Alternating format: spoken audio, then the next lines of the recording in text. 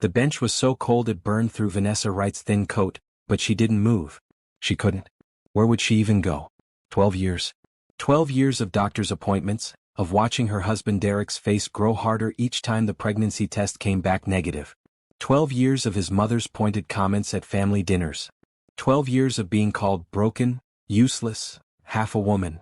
And today, 3 hours ago in a courthouse downtown, 12 years of marriage had ended with a judge's signature and Derek's relieved smile. "You're free now," he'd said as if he was doing her a favor. "You can stop pretending you're enough." The December wind cut through the park and Vanessa pulled her coat tighter. Her phone was dead. Her apartment, the one she'd shared with Derek, was no longer hers. She'd packed 2 suitcases that morning, left them at a women's shelter on 5th Street, and walked here to this park because she didn't know what else to do. Worthless. Barren. Incomplete. The words circled her mind like vultures. She was 34 years old and she had nothing. No home. No family. No future that made sense. The social worker at the shelter had been kind, but Vanessa had seen the pity in her eyes. Another divorced woman with nowhere to go. Another statistic. The park was nearly empty as evening fell. Street lights flickered on. Vanessa's hands were numb. She should move, should go back to the shelter before it got too late, but her body felt like stone. Then she heard them. Children crying. Vanessa looked up. 4 kids were huddled together near the fountain, maybe 30 feet away. They wore good coats, the expensive kind, but they were shivering. The smallest one, a little boy, was sobbing. The oldest, a boy around 10, had his arms around the others, trying to be brave but failing. A man stood beside them, tall and broad-shouldered, dressed in a business suit that was soaked from the fountain's mist. His hair was messy, his tie loose. He was on his phone, speaking rapidly, but even from here Vanessa could hear the panic in his voice. "I don't know which street," he was saying. "We got turned around. The GPS stopped working. I need..." The littlest boy's crying got louder. One of the girls, maybe 8, joined in. Vanessa stood up.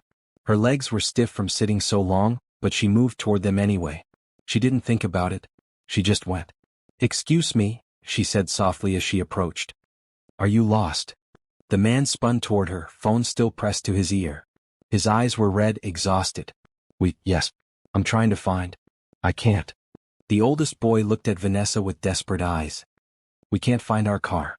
Dad said it was near the fountain, but there's 3 fountains and we've been walking for an hour and Trevor is cold and..." "Okay," Vanessa said, kneeling down to the children's level. Her voice was calm, steady, the voice she'd used when she volunteered at the church nursery years ago, back when she still believed she might be a mother someday. "It's okay. We'll figure this out." The littlest boy, Trevor, stopped crying long enough to stare at her. His cheeks were bright red from cold and tears. "Do you know where you parked?" Vanessa asked the man gently. He ran a hand through his hair. "North parking lot. I thought. But I've been turned around and..." His voice cracked. "I can't mess this up. I can't lose them too."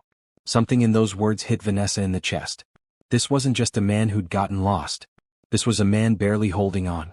"I know where the north lot is," Vanessa said. "I come here sometimes. It's not far. 10 minutes maybe. I can take you there." The man looked at her like she'd offered him a lifeline. "You'd do that?" "Of course." "Dad, she's nice," one of the twin girls whispered. "Very nice," the other twin agreed. Vanessa smiled at them, a real smile, the first one all day. "Come on. Stay close together. We'll get you warm soon." She led them through the park, pointing out landmarks. The man, who'd finally hung up his phone, walked beside her. The children stayed between them, holding hands in a chain. "I'm Brandon," the man said quietly. "Brandon Foster. These are my kids. Caleb, Nadia, Natalie, and Trevor." "Vanessa Wright." "Thank you," Brandon said, and his voice was thick with emotion. Today was hard and I thought I could handle a walk in the park, but everything went wrong and..." "It's okay," Vanessa said. "We all have hard days." When they reached the parking lot, Brandon's black SUV was exactly where Vanessa had said it would be. He unlocked it with shaking hands and the children piled in, relief on every face. Brandon turned to Vanessa. "Can I pay you? For your help? Or give you a ride somewhere?" "No payment needed," Vanessa said. "I'm glad I could help." "Please," Brandon insisted. "It's cold. Where are you headed?" Vanessa hesitated. She didn't want to say homeless shelter. Didn't want to see pity in another person's eyes today. "The diner on 5th Street," she said instead. It was near the shelter. "Close enough. Get in, Brandon said. Please. It's the least I can do. Vanessa climbed into the passenger seat. The car was warm, gloriously warm. Trevor fell asleep immediately in his car seat. The twins chattered quietly in the back. Caleb stared out the window. Bad day. Brandon asked as he drove. The worst, Vanessa admitted. Me too, Brandon said. Today was the anniversary of my wife's death. 2 years. I thought taking the kids to the park would help, but I fell apart. Vanessa's throat tightened. I'm sorry. What happened to you? Brandon asked. If you don't mind me asking. My husband divorced me today, Vanessa said. The words came easier than she expected. 12 years of marriage. Over. I'm sorry, Brandon said, and he sounded like he meant it. They drove in silence for a minute. Then Brandon said, that woman who helped us tonight, who got us back to safety when I couldn't think straight. My kids haven't smiled like that in 2 years. Vanessa didn't know what to say to that. When they reached 5th Street, Brandon pulled over. Vanessa opened the door, ready to step back into the cold. Wait, Brandon said. He pulled a business card from his wallet. If you ever need anything at all, please call me. Vanessa took the card. Thank you. She walked away from the warm car, back into the freezing night, but something felt different. Lighter maybe. For 2 hours tonight she'd been needed. She'd been useful. For children had looked at her with trust instead of pity. Maybe she wasn't worthless after all. Vanessa didn't know it yet, but her life had just changed forever. Before we continue, let me ask you something. Have you ever felt like you weren't enough? Like the world decided your worth based on something you couldn't control? Vanessa spent 12 years being told she was broken. But what if the family you think you're too damaged for is the one that loves you exactly as you are? Drop a comment below telling me about a time someone saw your value when you couldn't see it yourself. And if this story is already touching your heart, hit that subscribe button, because what happens next will restore your faith in second chances. Vanessa didn't expect to see Brandon Foster again. The business card sat in her coat pocket for 3 days while she looked for work. The shelter let her stay for 2 weeks maximum, and she'd already used 3 days. She applied at grocery stores, coffee shops, anywhere that might hire someone whose resume had a 12-year gap labeled homemaker. Nobody called back. On the 4th day, Vanessa got a job at Rosie's Diner, the same place Brandon had dropped her off that night. It wasn't much, minimum wage plus tips, but the owner Rita was kind and didn't ask too many questions. Vanessa could start immediately. The uniform was a blue dress with a white apron, and it fit well enough. Her first shift was exhausting. Her feet hurt, her back ached, but she smiled at every customer and poured coffee with steady hands. She was good at this. She could do this. At 3 in the afternoon, during the slow period between lunch and dinner, the door chimed. Vanessa looked up from wiping down table 6. Brandon Foster walked in, and all 4 children were with him. Vanessa, Trevor shrieked and ran straight to her. She barely caught him as he wrapped his arms around her waist. The other children weren't far behind. Nadia and Natalie grabbed her hands. Even Caleb smiled. Hi, Vanessa said, overwhelmed. What are you all doing here? Brandon approached more slowly. He looked better than he had that night in the park.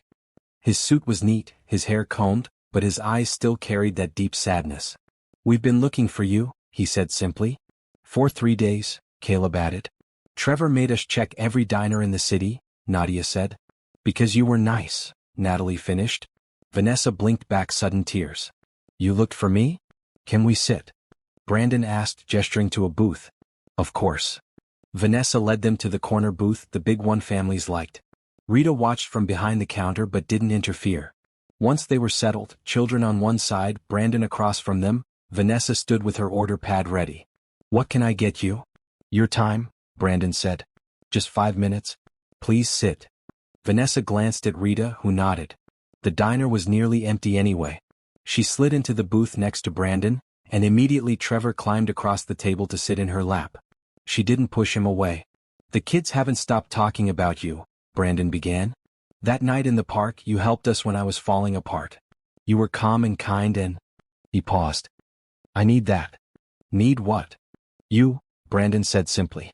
I need you. My children need you. Vanessa's heart started beating faster. I don't understand. Brandon leaned forward. I'm going to be direct because I don't have time for games. My wife died 2 years ago. Cancer. It was slow and painful and it destroyed all of us. Since then I've hired 6 nannies. 6. They all quit. The kids are difficult. They're grieving. They don't trust easily. They act out. We're not that bad, Caleb muttered. Yes you are, Nadia said. The last nanny left after Natalie put a frog in her purse, Brandon continued. It was a small frog, Natalie said defensively. Despite everything, Vanessa almost smiled. I work long hours, Brandon said. I run a tech company. I can't be home as much as I should be and it's killing me. My kids are hurting and I don't know how to fix it. But that night in the park for 2 hours they were okay. Because of you. Mr. Foster. Brandon, he corrected. And I'm offering you a job. Live-in nanny. You'd have your own room, full benefits, salary of $80,000 a year. Vanessa's breath caught.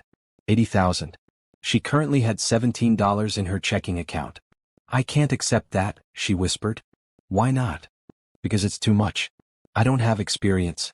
I've never been a nanny. I don't have certifications or... You have something better, Brandon interrupted. You have a good heart. My children felt safe with you. That's worth more than any certification. Please stay with us, Trevor said from her lap. Please. We'll be good, Nadia promised. Mostly good, Natalie amended. Caleb didn't say anything, but he was watching her with hopeful eyes.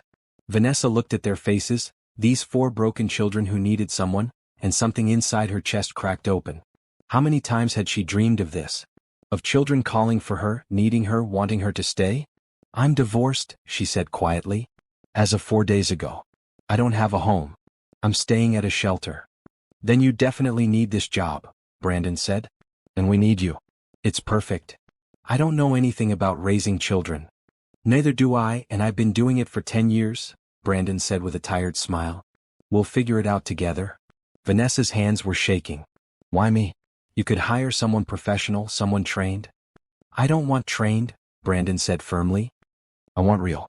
I want someone who sees my kids as people, not a paycheck. That's you. You don't even know me. I know enough, Brandon said. You helped strangers without asking for anything in return. You were gentle with scared children. You didn't judge me for falling apart. He paused. And my gut says you're running from something painful and you need a safe place to land. Am I wrong? Vanessa shook her head. Tears spilled down her cheeks. Then let me help you, Brandon said. The way you helped us. When would I start? Today, Brandon said. Right now. Pack whatever you have at the shelter. I'll have movers get anything else you need. You can move into the house tonight. It was crazy. It was too fast. It was everything Vanessa had been taught not to do, accepting help from strangers, trusting too quickly. But sitting in that booth, with Trevor warm in her lap and 3 other children looking at her like she was their answer to prayer, Vanessa couldn't say no. Okay, she whispered. Yes, thank you. I'll do it. Trevor cheered. The twins hugged each other.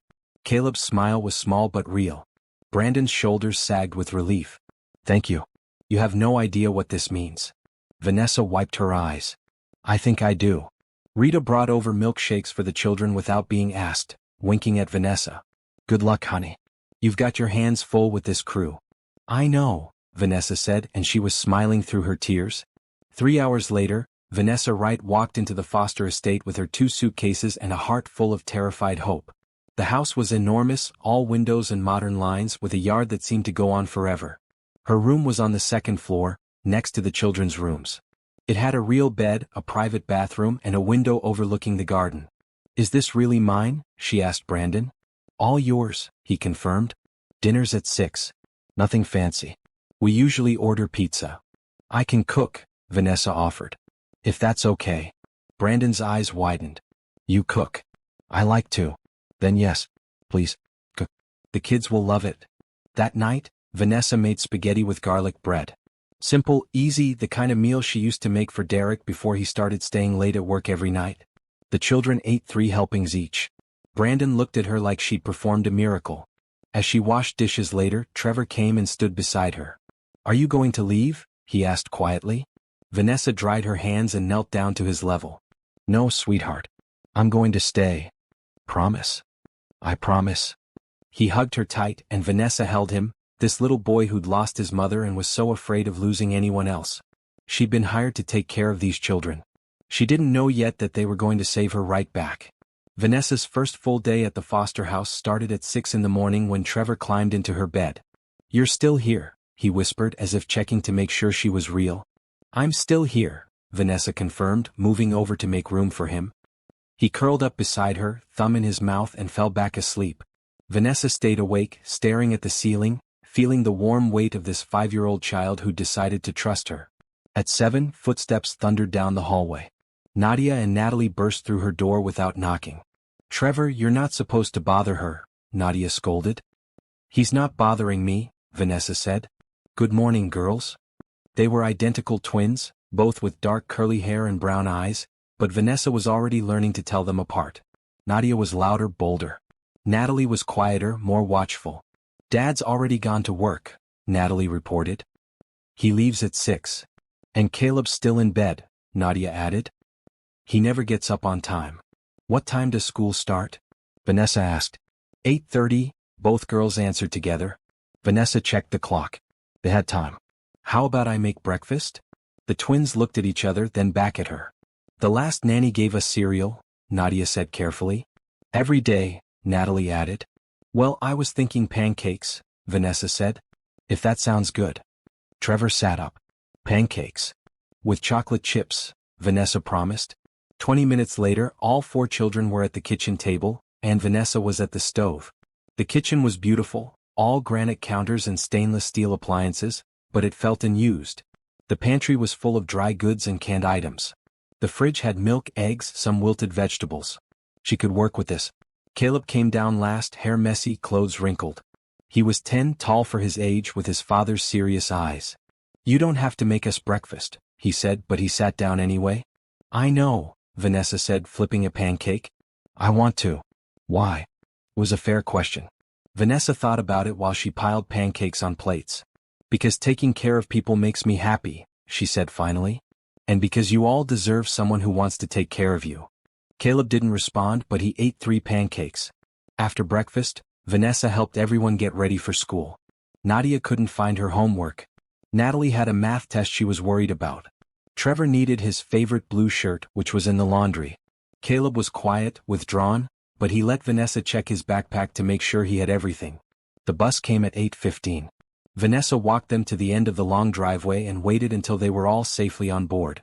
"See you after school," she called. Trevor pressed his face to the window, waving. When the bus disappeared, Vanessa walked back to the house. It was enormous and empty. She could hear her footsteps echo. She spent the morning cleaning. Not because the house was dirty, but because she needed something to do. She found family photos on the mantel in the living room. Brandon and a beautiful woman with kind eyes. The children younger, happier. The woman was in every photo until suddenly she wasn't.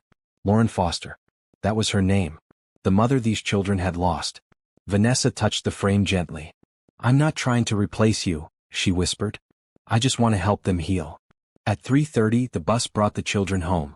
They tumbled through the door, loud and chaotic. "How was school?" Vanessa asked. "Fine," Caleb muttered, heading straight for his room. "I got a gold star," Nadia announced. "I got 2 gold stars," Natalie corrected. "Show off," Nadia said, but she was smiling. Trevor attached himself to Vanessa's leg. "I missed you." "I missed you too, buddy." She gave them snacks, apple slices with peanut butter, and sat with them while they did homework. Caleb eventually came back downstairs with his math book. He didn't ask for help, but when Vanessa looked over his shoulder and gently pointed out a mistake, he fixed it without complaint. That evening, Brandon came home at 7. Later than he'd promised, but he looked exhausted. "Sorry," he said immediately. "Meeting ran late. I tried to get out, but—" "It's okay," Vanessa said. "Dinner's ready. I kept it warm." She'd made baked chicken with roasted vegetables and mashed potatoes. Real food, the kind that took time. Brandon stared at the table. "You did this?" "The kids helped," Vanessa said, though they'd mostly just watched and asked questions. They sat down together, all 6 of them, at the big dining table that Vanessa suspected hadn't been used in years. "This is weird," Caleb said. "Good weird or bad weird?" Brandon asked. Caleb considered. "Good weird. Maybe." They ate. The twins talked over each other about their day. Trevor fell asleep in his chair halfway through. Caleb was quiet, but he cleaned his plate. After dinner, Vanessa ran baths for the younger kids while Brandon helped Caleb with a book report. She read Trevor 2 stories, then tucked him into bed. He grabbed her hand as she tried to leave. "Don't go yet." "I'm just downstairs," Vanessa promised. "But stay a little longer. Please." So she sat on the edge of his bed and sang a lullaby her grandmother had taught her years ago.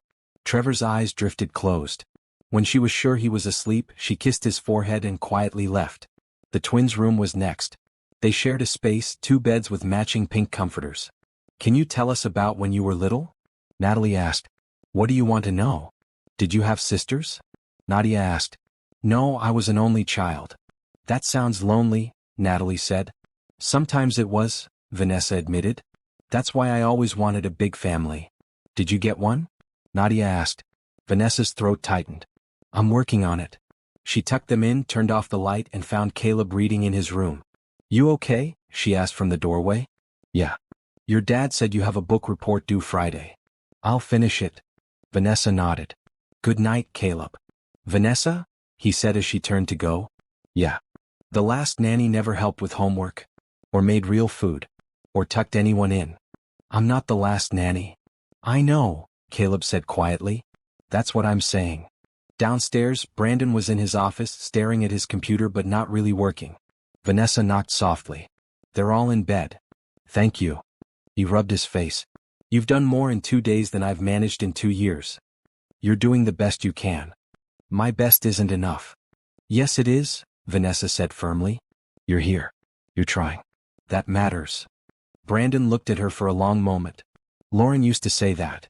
She sounds like she was smart." "She was." His voice cracked. "And I don't know how to do this without her." "You're not without her," Vanessa said gently. "She's in every one of those kids upstairs. Her love is still here." Brandon's eyes filled with tears. "How did you get so wise?" "Pain teaches things," Vanessa said. "Whether we want to learn them or not." That night, lying in her new bed, Vanessa realized something. These children were broken. Brandon was broken. This whole house was full of grief and loss. But maybe, just maybe, she was exactly the kind of broken that could help them heal. 3 weeks passed and Vanessa settled into a rhythm. Mornings were chaos. For children needed breakfast, lunches packed, homework checked, shoes found. Vanessa learned that Trevor only ate triangle-shaped sandwiches and Nadia needed exactly 7 minutes to pick out her clothes or she'd have a meltdown. Natalie was the early riser, Caleb the one who hit snooze 3 times. But they were good chaos. Happy chaos. After school, they'd do homework at the kitchen table while Vanessa prepared dinner. The twins would chatter about their day. Trevor would draw pictures. Caleb would work silently, but he'd started asking Vanessa questions when he got stuck. Evenings were quieter. Brandon tried to be home by 6, but often it was 7 or 8. Vanessa would keep dinner warm, and they'd all eat together no matter what time he arrived. But something was missing. The house still felt cold despite Vanessa's efforts. Brandon would eat with them but then disappear into his office. The children would look at his empty chair with sad eyes. On Thursday of the 3rd week, Vanessa decided enough was enough. She knocked on Brandon's office door at 8:30. Through the window she could see him on a video call, looking tense. She waited. When the call ended, she knocked again. "Come in." Brandon looked exhausted. His tie was loose, his hair messy from running his hands through it. "The kids are asking for you," Vanessa said. "I know. I just need to finish this report and—" "Brandon." Vanessa's voice was gentle but firm. "They're asking for you every night." He slumped in his chair. "I'm doing the best I can." "I know. But they need more than dinner together. They need time with you." "I give them time." "Do you?" Vanessa asked. "Or do you give them the leftovers of your day after work has taken everything?" Brandon flinched. "That's not fair." "Maybe not," Vanessa said. "But it's true. You don't understand. The company needs me. If I don't work these hours, if I don't close these deals, then what?" Vanessa interrupted. "You'll have money but lose your children?" "I'm not losing them." "Not yet," Vanessa said quietly. "But Caleb barely talks. The twins cry themselves to sleep when you're not here. Trevor asks me every night when Daddy is coming home. You're here, Brandon, but you're not present." His face crumpled. "I don't know how to do this." "Yes you do," Vanessa said. "You just have to try." "What if I try and I'm still not enough?" "Then you try again," Vanessa said simply. "That's what parents do." Brandon was quiet for a long moment. Then he said, "What should I do?" "Have dinner with them. Real dinner. Not just eating but talking. Ask about their days. Tell them about yours. Read Trevor a bedtime story. Help Caleb with his book report. Play a board game with the twins. Just be with them." "Starting when?" How about tonight?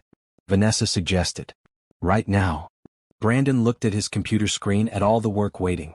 Then he looked at Vanessa. Okay. They went upstairs together. The kids were getting ready for bed. Brandon stopped at Trevor's room first. Hey buddy, he said. Want me to read you a story? Trevor's eyes went wide. Really? Really? Vanessa watched from the doorway as Brandon climbed onto Trevor's bed and read, Where the Wild Things Are. His voice was rusty at first, like he'd forgotten how to do this. But by the end, Trevor was asleep against his chest and Brandon was crying silently. He's so big, Brandon whispered. When did he get so big? Kids grow fast, Vanessa said. Even when we're not looking. Brandon tucked Trevor in carefully, kissed his forehead, and moved to the twins' room. They were still awake, whispering to each other. Dad, Nadia said, surprised. Can I sit with you for a bit? Brandon asked. Okay, Natalie said cautiously. Brandon sat on the floor between their beds.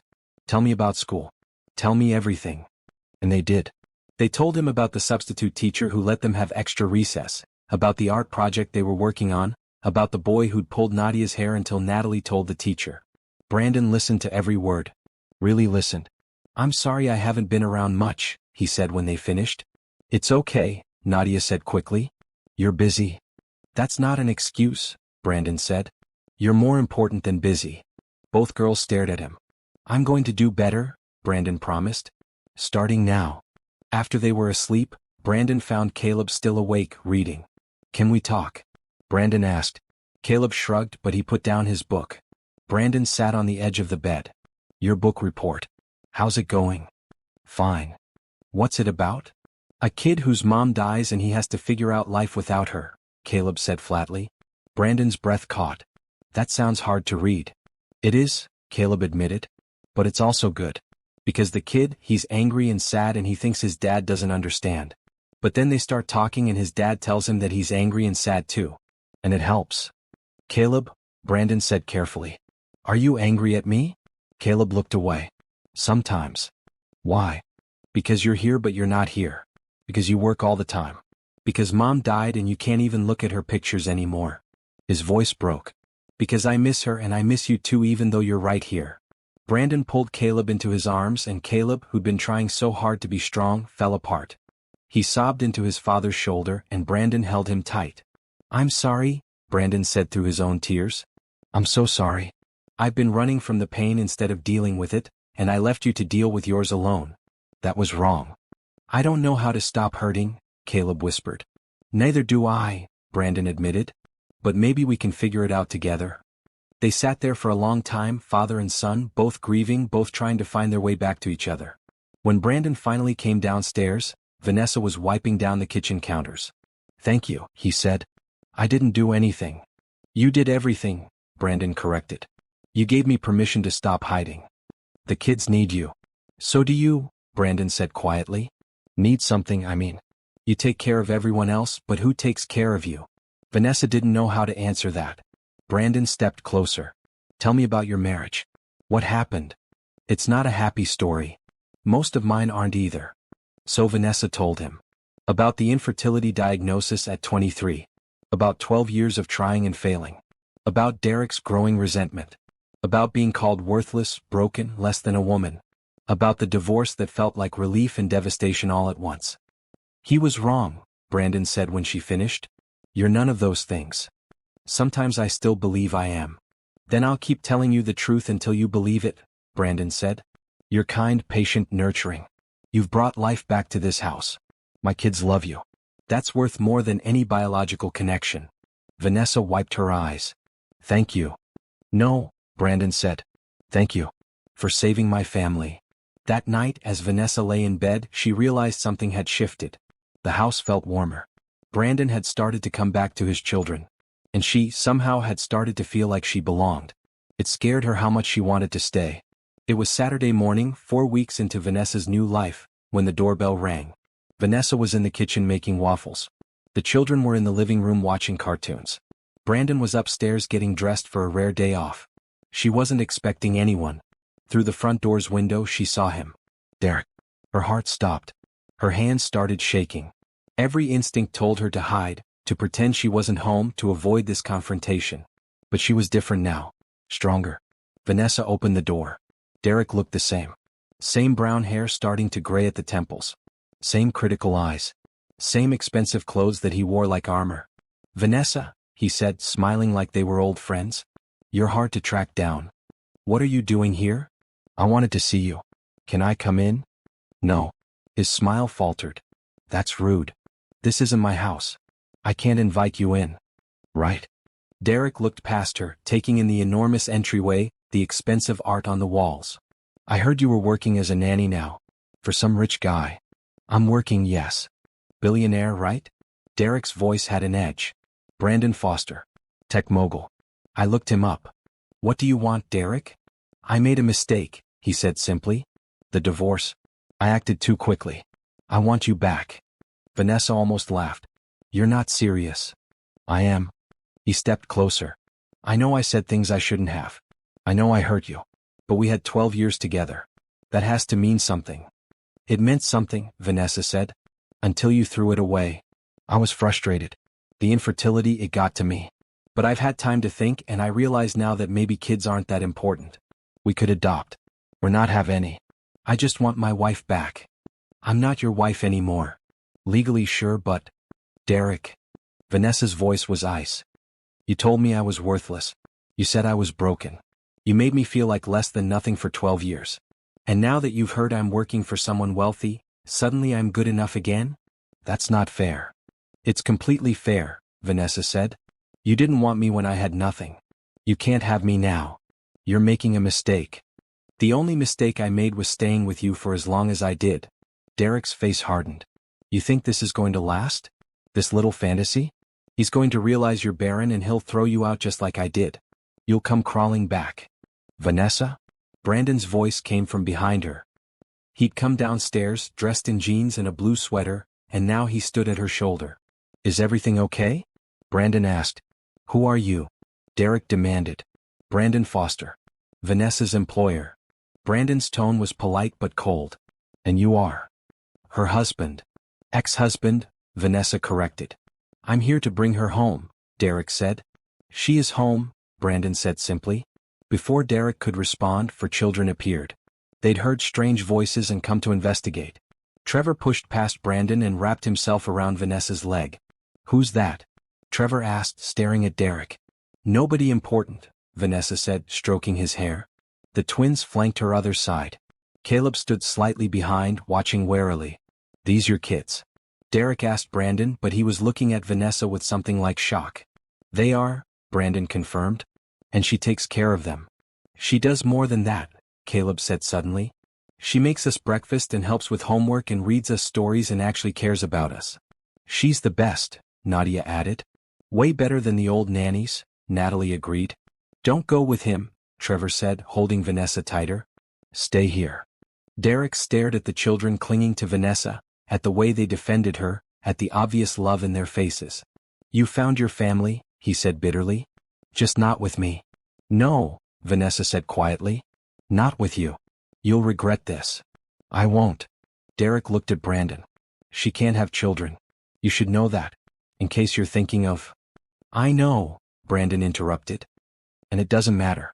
What matters is that she loves my children and they love her. That's more valuable than anything. Derek's face twisted. You're all fools. He turned and walked away. Vanessa watched his car disappear down the long driveway, and something inside her finally broke free. Are you okay?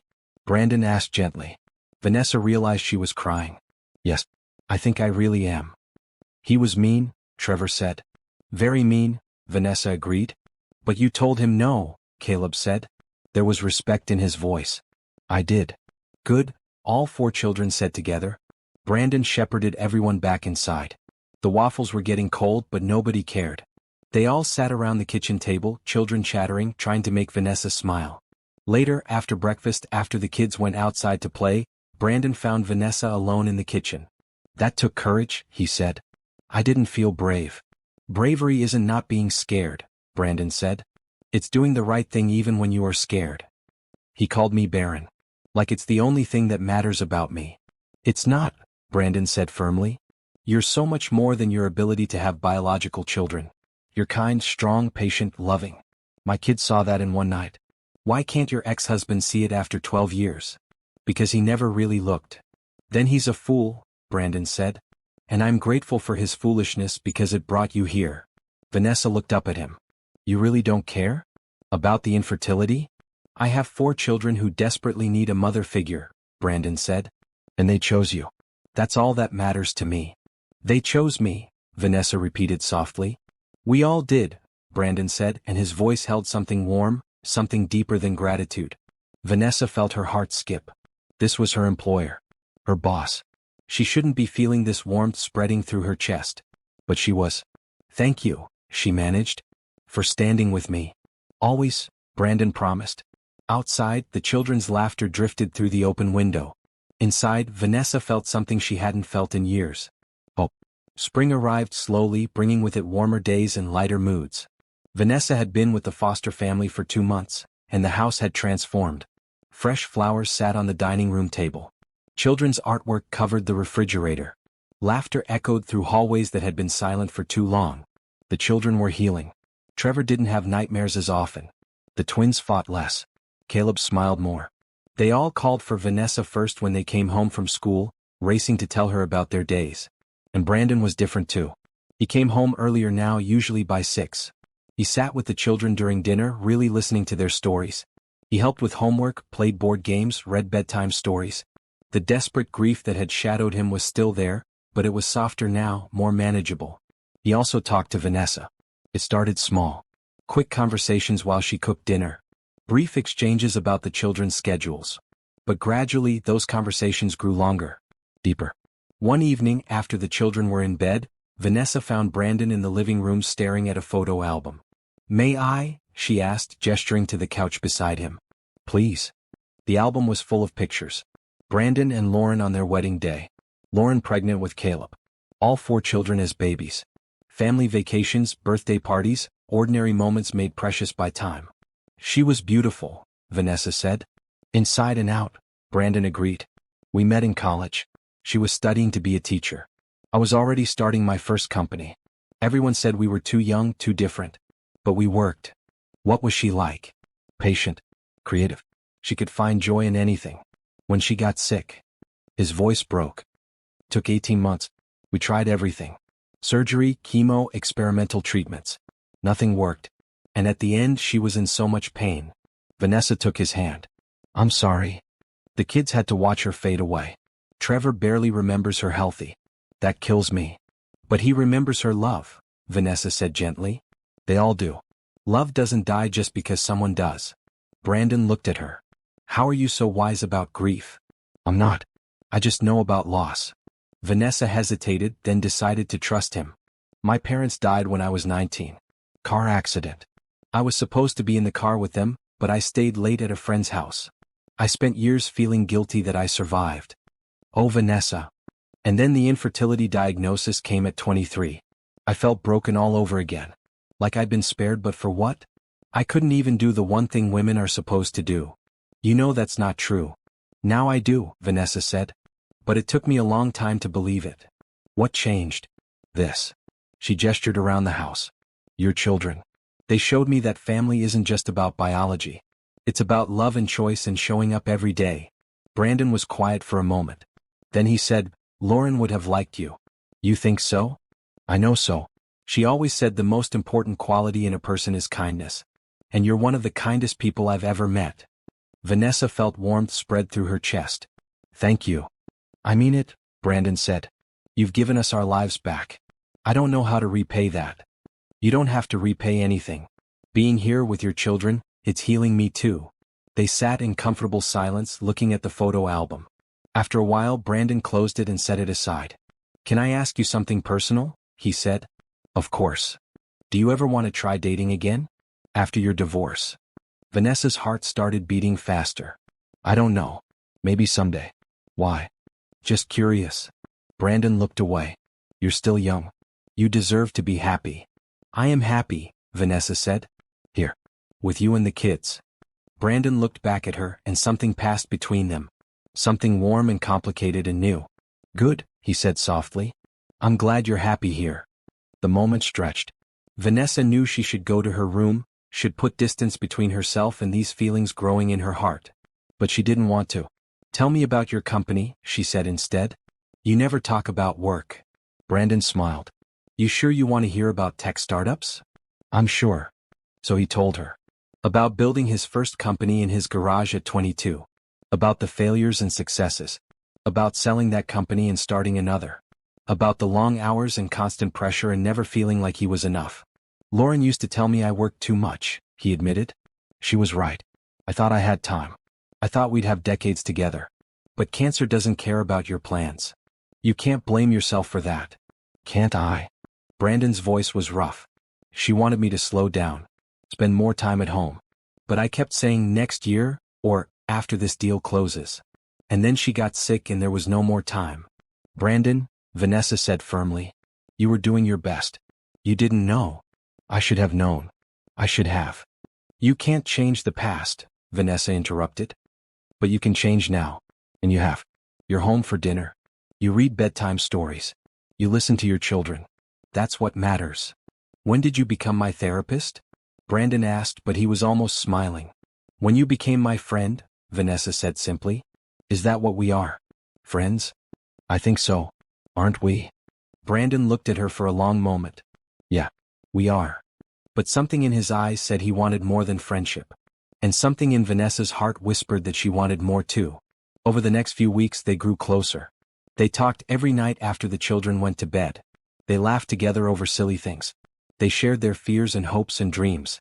Brandon told her about the pressure of running a company, about board meetings and investor calls and constant decisions. Vanessa told him about her dreams of having a home that felt safe, of building a life that mattered. "You've already built that," Brandon said one night. "Here. With us." "It's not really mine though," Vanessa said. "I'm the nanny. Eventually the kids will grow up and you won't need me anymore." "Don't say that." "It's true." "What if I don't want it to be true?" Brandon asked. Vanessa's breath caught. "What do you mean?" But before Brandon could answer, Trevor called from upstairs. He'd had a nightmare. The moment was broken. Still, something had shifted between them. Something that felt like the beginning of something beautiful. Let me pause the story here for a moment to ask you something important. Have you ever been in that space between friendship and something more, where every conversation feels charged with possibility? Where you're scared to move forward but even more scared to stay still? That's where Brandon and Vanessa are right now. And what happens next is going to change everything. If you're invested in their journey, hit that subscribe button so you don't miss what comes next. And drop a comment telling me, do you think they should take the risk and admit their feelings, or is it too soon?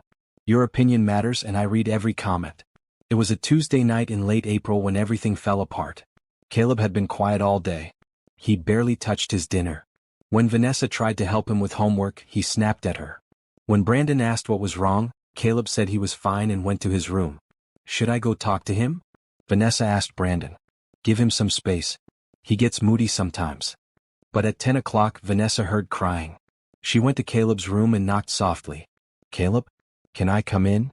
"Go away. Please. I just want to make sure you're okay." Silence. Then, "Fine. Come in." Caleb was sitting on his bed, arms wrapped around his knees, tears streaming down his face. The photo of his mother sat on his nightstand, and he was staring at it like it held all the answers. Vanessa sat beside him but didn't touch him. "Want to talk about it?" "You'll think I'm terrible." "I won't." "You don't know that." "Try me," Vanessa said gently. Caleb was quiet for a long time. Then, in a broken whisper, he said, "It's my fault Mom died." Vanessa's heart cracked. "Oh, Caleb, no." "It is," he insisted. "She was so sick. She hurt all the time. And one night I prayed. I asked God to make it stop. I prayed for her pain to end." His voice rose. "And 2 days later she died. I killed her. I prayed for her to die and God listened." "That's not what happened." "How do you know?" Caleb shouted. "You weren't there. You didn't see her suffering. You didn't hear her cry when she thought we were asleep. She was in so much pain and I couldn't help her and I just wanted it to stop and—" He dissolved into sobs. Vanessa pulled him into her arms and he didn't resist. He cried into her shoulder like the little boy he still was, carrying a weight no child should ever carry. "Listen to me," Vanessa said firmly. "Your mother's death was not your fault. Cancer killed her. Not your prayers. Not your love. Cancer. But I asked for it to end. You asked for her suffering to end, Vanessa corrected. That's not the same as wanting her to die. That's compassion, Caleb. That's love. You saw someone you loved hurting and you wanted her pain to stop. That's human. That's beautiful. I should have prayed for her to get better. Everyone did. I'm sure your mom prayed for that too. But sometimes prayers aren't answered the way we want them to be. That doesn't mean they weren't heard. Caleb pulled back, looking at her with red, swollen eyes. Do you really believe that? I do. Did you pray when your parents died? Yes, Vanessa said honestly. I prayed for them to survive. I prayed for a miracle.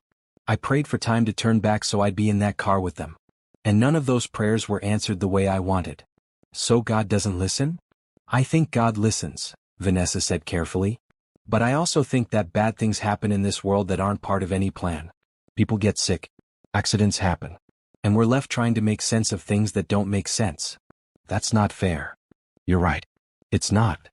Caleb leaned against her. I miss her so much. I know you do. Sometimes I can't remember what she sounded like. Her voice. It's fading and I can't get it back. That's normal, Vanessa said. But you know what doesn't fade?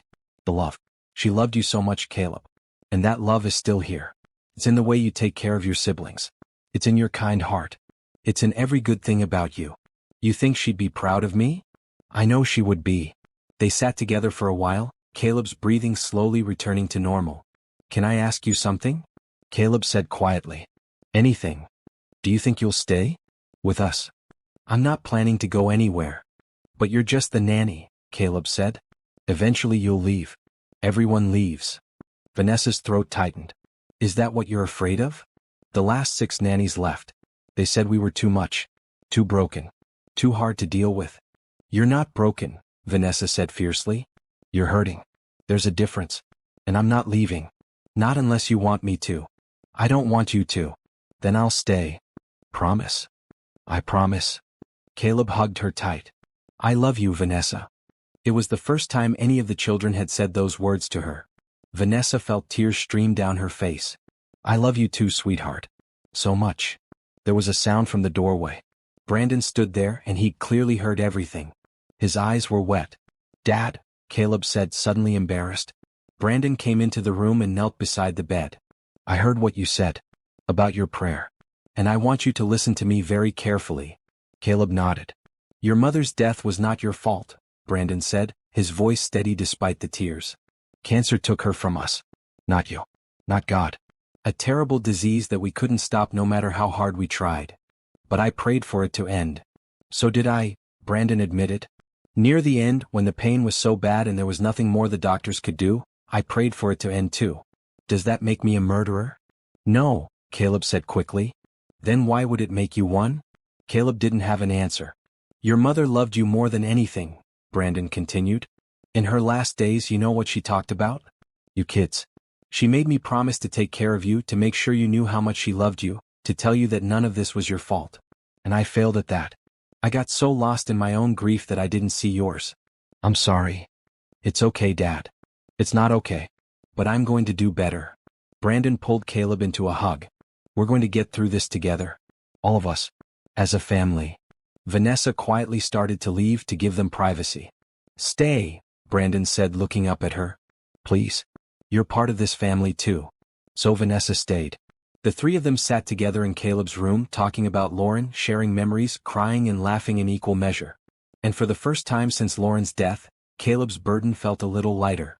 Later, after Caleb finally fell asleep, Brandon walked Vanessa to her room. Thank you, he said, for knowing exactly what to say. I just told him the truth. You saved him tonight, Brandon said. He's been carrying that guilt for 2 years and I never knew. But you, in one conversation, you helped him see it wasn't his fault. He needed to hear it from you too. We make a good team, Brandon said softly. We do. They stood in the hallway, close enough that Vanessa could feel the warmth radiating from him. Close enough that if either of them moved just a little, they'd be touching. Vanessa, Brandon started. I need to tell you something. Okay. These past few months, having you here, it's changed everything. The kids are happier. The house feels like a home again. And he paused. I'm happier too. Because of you. Vanessa's heart was racing. Brandon? I know this is complicated. You work for me. You're the kid's nanny.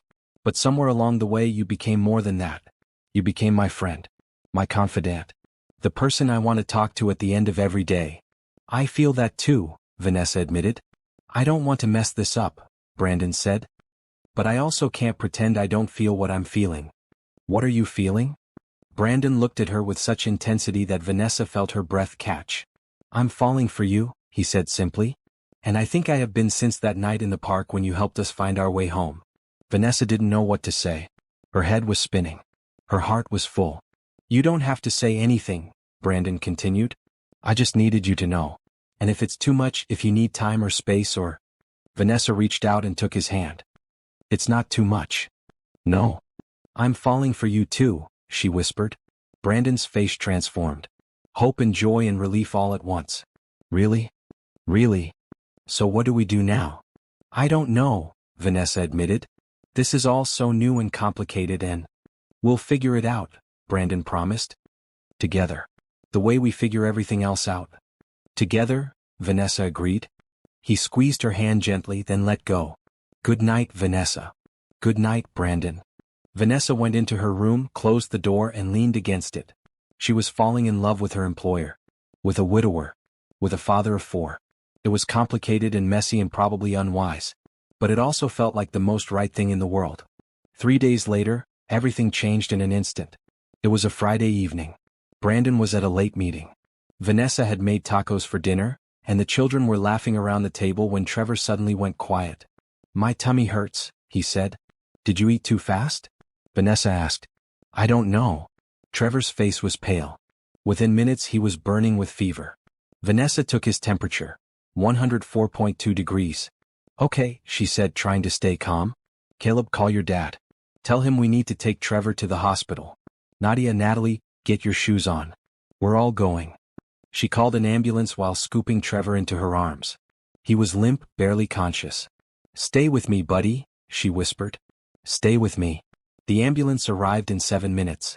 The paramedics took Trevor immediately, and Vanessa climbed in after him. The twins and Caleb followed in a separate car that a neighbor drove. At the hospital, they rushed Trevor to the emergency room. Vanessa held his hand while doctors examined him, asked questions, ran tests. We need to run blood work and do a CT scan, one doctor said. It could be appendicitis or an infection or... Vanessa called Brandon. He answered on the first ring. Trevor's sick, she said, her voice shaking. We're at Memorial Hospital. You need to come now. I'm on my way.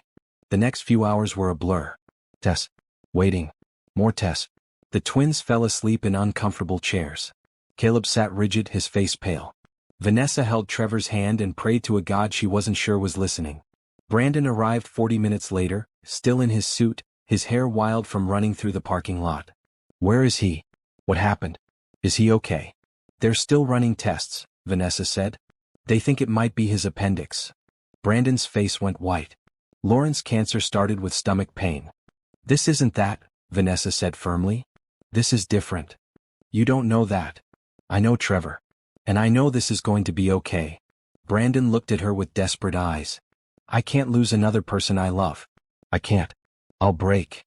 You're not going to lose him, Vanessa said. But even if you did, you wouldn't break. You'd bend, but you wouldn't break. Because you're stronger than you think. A doctor came out. Mr. Foster? Yes. It's his appendix. It's inflamed but hasn't ruptured yet.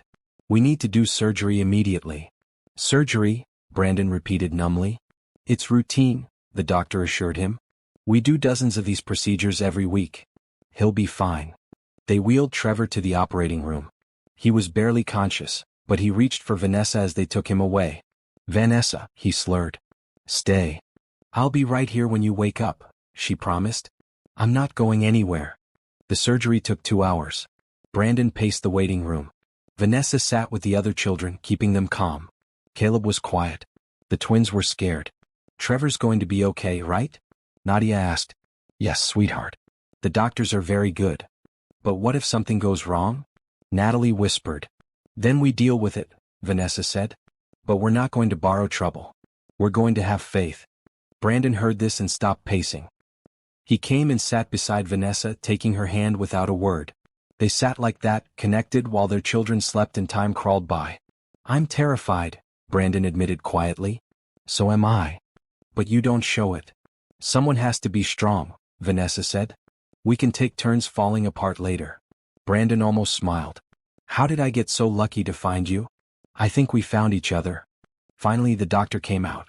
The surgery went perfectly. Trevor's appendix was about to rupture, so it's good you brought him in when you did. He'll need to stay here for a few days, but he's going to be fine. Brandon's legs nearly gave out. Vanessa caught him, held him steady. Thank you, Brandon told the doctor. Thank you so much. They let Brandon and Vanessa see Trevor first. He was asleep in the recovery room, small and pale under white sheets, but breathing steadily. Brandon touched his son's forehead gently. He's okay. He's okay, Vanessa agreed. Brandon turned to her and suddenly pulled her into his arms. She held him while he shook with relief and leftover fear. I was so scared, he said into her hair. I know. Me too. When they took him into surgery, all I could think was that I never told him enough that I love him. That I've been working too much again. That I might lose him without him knowing how important he is. He knows, Vanessa said. You've been showing him every day. Brandon pulled back, his hands on her shoulders.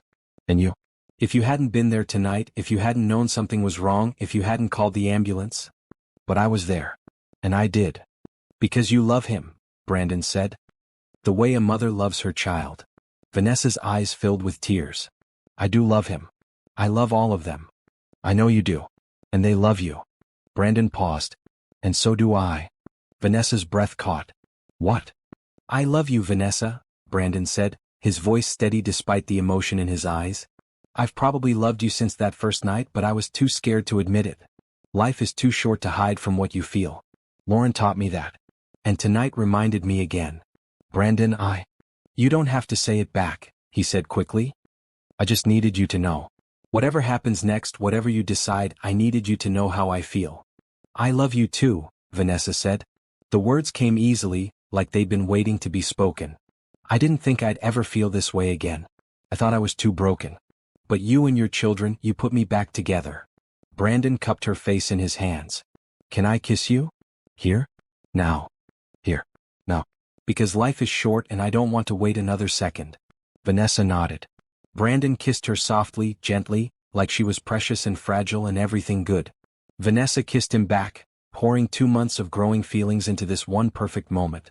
When they pulled apart, both were crying and smiling. What do we do now? Vanessa asked. We go tell the other kids that Trevor's okay, Brandon said. And then we figure out the rest as we go. Together. Together, Vanessa agreed. They walked back to the waiting room hand in hand. The children looked up, saw their faces and knew before they said anything. Trevor's okay? Caleb asked. He's okay, Brandon confirmed. He came through surgery perfectly. The twins burst into tears of relief. Caleb's shoulders sagged. Vanessa gathered all 3 children into a hug while Brandon watched with wet eyes. Can we see him? Nadia asked. Soon, Vanessa promised. As soon as he wakes up. They stayed at the hospital all night. Brandon pulled strings to get a bigger room with extra chairs. The children slept in various positions. Brandon and Vanessa stayed awake, watching over all of them. This is our family, Brandon said quietly. Isn't it? Yes, Vanessa said. I think it is. When Trevor woke up the next morning, groggy and confused, the first thing he saw was Vanessa. You stayed, he mumbled. I promised, didn't I? Love you, Trevor said and fell back asleep. Brandon squeezed Vanessa's hand. Whatever came next, they would face it together. As a family. Trevor came home from the hospital 3 days later, showered with so much attention from his siblings that he milked it for all it was worth. Caleb, can you get me juice? I had surgery. Nadia, can you change the channel? I had surgery. Dad, can I have ice cream for breakfast? I had surgery. The surgery card only works for another day, Brandon warned, but he was smiling. Life returned to normal slowly. Trevor healed. The other children went back to school. Brandon and Vanessa navigated their new relationship carefully, not wanting to move too fast or confuse the children. But everyone already knew something had changed. Dad smiles more, Natalie observed one morning at breakfast. Because Vanessa makes him happy, Nadia said matter-of-factly. She makes all of us happy, Caleb added. Trevor just nodded, mouth full of pancakes. 2 weeks after the hospital stay, on a sunny Saturday in May, Brandon asked Vanessa to walk with him in the garden. The estate's garden was beautiful this time of year. Roses bloomed in every color. The grass was green and soft. A stone path wound through carefully tended beds. Brandon led Vanessa to a bench under a willow tree. "The kids are watching us from the window," Vanessa said, amused. Brandon glanced back at the house. 4 faces quickly ducked out of sight. "Let them watch. You're making them curious." "Good. They should be." Brandon took both her hands. "Vanessa, these past few months with you have been the happiest of my life since Lauren died. You've brought light back into our home. You've helped my children heal. You've helped me heal." "You've helped me too," Vanessa said softly. "I know we haven't been together long as a couple," Brandon continued. "But I also know that time isn't what matters. What matters is that I can't imagine my life without you in it.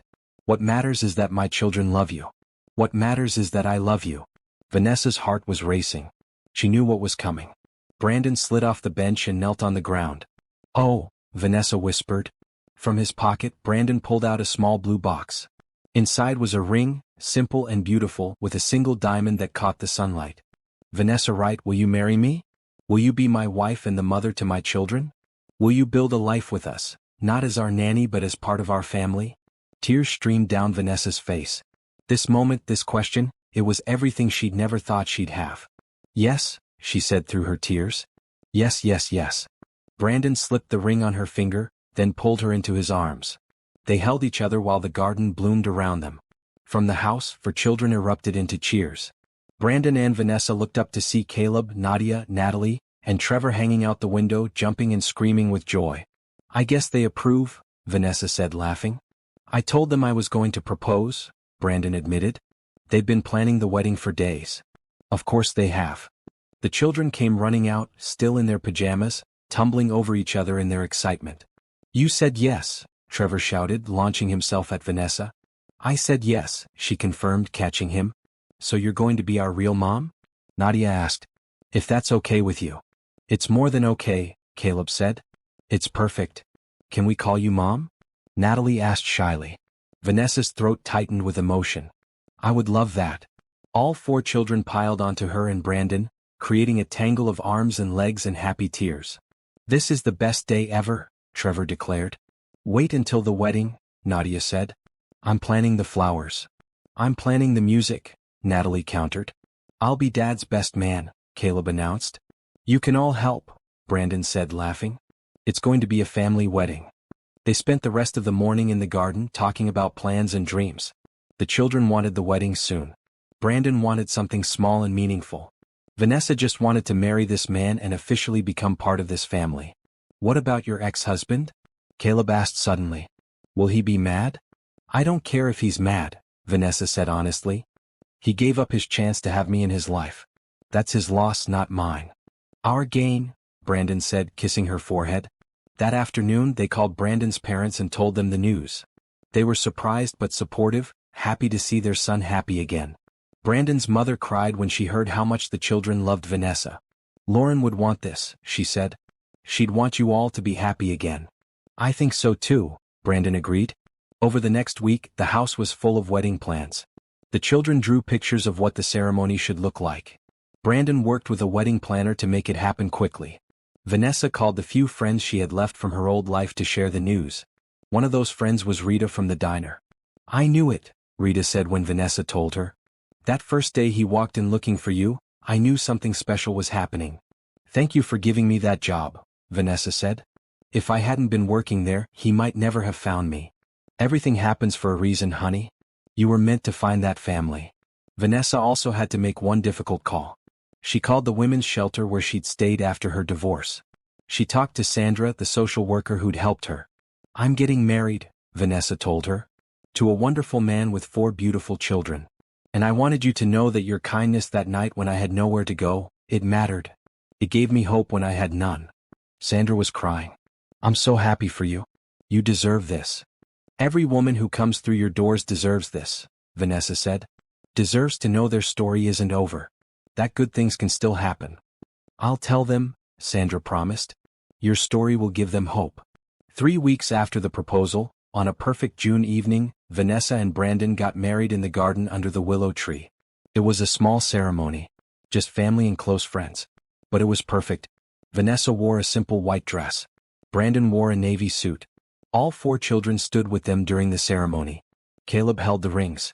The twins scattered flower petals. Trevor was the ring bearer, taking his job very seriously despite being only 5. When the minister asked who gave Vanessa to be married, all 4 children shouted together, "We do." Everyone laughed. Brandon took Vanessa's hands. "I promise to love you every day," he said. "To choose you every day. To build a life with you that honors the past while embracing the future. I promise to love your children as my own," Vanessa said. "To create a home full of warmth and laughter. To be your partner in all things." They exchanged rings. They kissed. And when they turned to face their guests, the children tackled them in a group hug. "We're a family now," Trevor announced. "A real family." "We've always been a real family," Vanessa said. "This just makes it official." The reception was in the garden. There was dancing and cake and speeches that made everyone cry. Vanessa's friends from the shelter came and cheered the loudest. Brandon's business partners were there, surprised by how different he seemed but happy for him.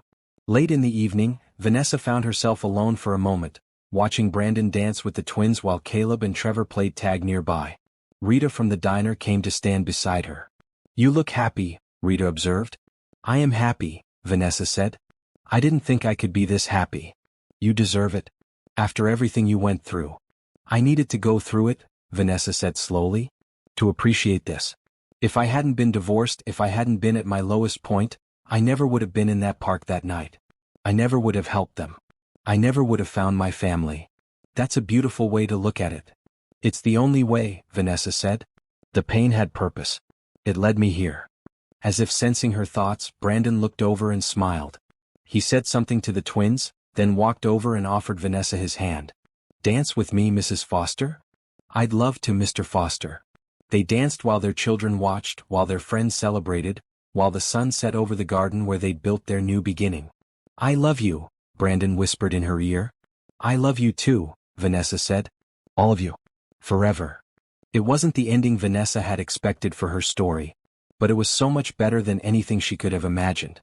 3 months after the wedding, Derek saw the announcement in the local newspaper. He was drinking coffee at a downtown cafe when someone left the society section on the table. There, in full color, was a photo from the reception. Brandon and Vanessa, surrounded by 4 happy children, all of them laughing. The headline read, "Tech CEO Brandon Foster marries in intimate garden ceremony." The article described Vanessa as the devoted mother to Foster's 4 children, and mentioned that the children had participated in the ceremony, calling it a beautiful celebration of family. Derek stared at the photo for a long time. Vanessa looked radiant. Happy. Nothing like the broken woman who'd left his house 6 months ago. The children clearly adored her. And Brandon Foster looked at her the way Derek had never looked at anyone, like she was the answer to every question. Derek crumpled the paper and threw it in the trash. He tried to feel angry, but mostly he just felt hollow. He'd thrown away 12 years with a good woman because she couldn't give him something that, in the end, didn't matter at all. And now she had everything. A family. Children who loved her. A husband who valued her. All the things Derek had convinced her she didn't deserve. He walked out of the cafe and didn't look back. Vanessa never knew about Derek seeing the announcement. She was too busy living her new life to worry about her old one. The months after the wedding were an adjustment. Vanessa had to learn to be a wife again, but this time to a man who actually loved her. She had to officially become a mother to 4 children who needed her in different ways. Caleb, now 11, still struggled sometimes. He had nightmares about his mom. He worried about losing people he loved. But Vanessa was always there to talk him through it. And slowly, he learned to trust that good things could last. The twins, Nadia and Natalie, now 9, were easier in some ways and harder in others. They fought like cats but loved each other fiercely. They tested Vanessa's patience daily but also made her laugh more than anyone else. Trevor, now 6, called Vanessa Mom from day one and never looked back. He was the easiest of the 4, content to just be near her, to know she wasn't going anywhere. Brandon, for his part, became a different kind of husband and father. He still worked hard, but he came home for dinner every night. He went to school plays and soccer games. He read bedtime stories. He was present. "Lauren would be proud of you," Vanessa told him one night as they sat in the living room, children finally asleep upstairs. "You think so?" "I know so. You're the father she wanted you to be." "Only because of you," Brandon said. "You saved this family." "We saved each other," Vanessa corrected. That's what families do.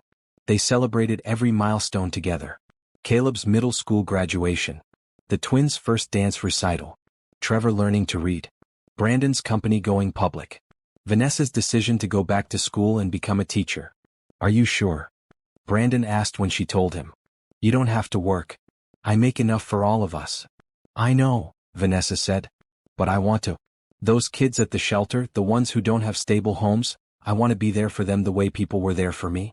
Then do it, Brandon said. I'll support you completely. 2 years after the wedding, on a crisp fall evening, the whole family gathered in the living room for movie night. It was a Friday tradition now. Everyone picked a movie, they made popcorn, and they piled onto the couches together.